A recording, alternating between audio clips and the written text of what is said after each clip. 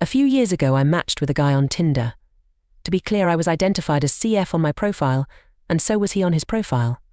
We matched and started texting, and I again made it clear that I don't mind kids, but I did not want the responsibility of any. I wanted to live my life for me. He claimed to be the same. We texted for about 2 weeks before meeting up. I'm super safe that way. And yes, I checked his social media and such. It was pretty sparse, but no red flags. Since mine was the same, I couldn't really say anything. He seemed to post about as much as I did, so all seemed on the up and up. We had a lot of the same likes. Loved music of many genres. He played the guitar and I play the piano and violin. Both liked animals and enjoyed casual hiking. Loved to read, though I've since come to realize he was definitely lying about how much he read. Honestly, he seemed great. We kept things casual for about the first month before we decided to make it official that we were dating exclusively. We saw each other probably 3 to 5 times a week for 6 months. Anything from overnights, his place and mine, to quick lunch dates when we were both busy. Things seemed to be going great. I met his friends, he met mine, and we made plans to meet each other's family over the holidays. Then comes the talk. You know, the one where you're more than casually interested and actually starting to think long-term about a partner.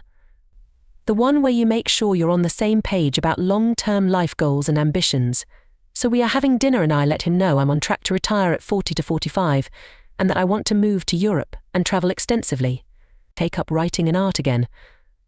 I'm trying to delicately get around to what his financial situation is like. If he's got hundreds of thousands in debt, I need to bail. But if he's only marginally in debt, I'm willing to invest in the relationship at this point because he seems so great. Funny, smart, kind, hot as hell, and a damn good lay. LOL. So it happens.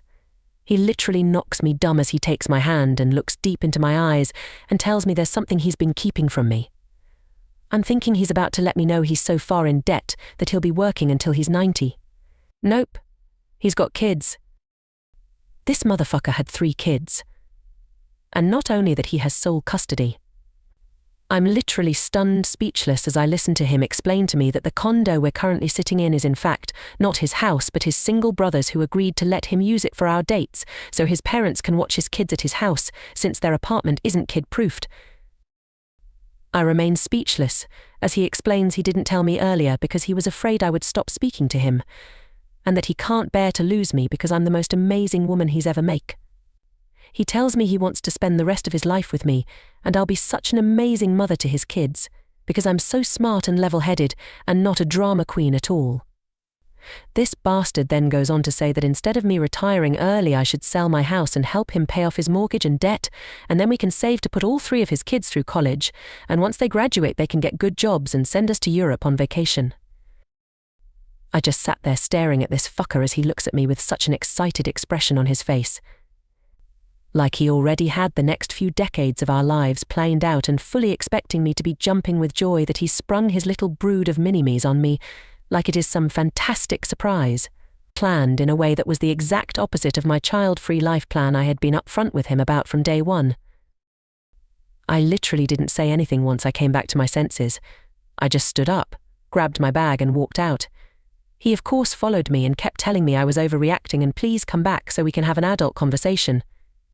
He tried to keep me from getting in my car and I finally faced him and told him I was 1 second away from dialing 911. He finally stepped aside and told me he'd be waiting for my phone call when I finally calmed down and was ready to be rational. Over the next 2 months I was forced to change my cell number and threatened to have a restraining order taken against him and his whole family because he, his mum, his dad and his fucking brother all started harassing me. Blowing up my phone all hours of the day, coming by my house and my work, all of them telling me what a horrible person I must be to hate children so much that I would turn a great guy like him down.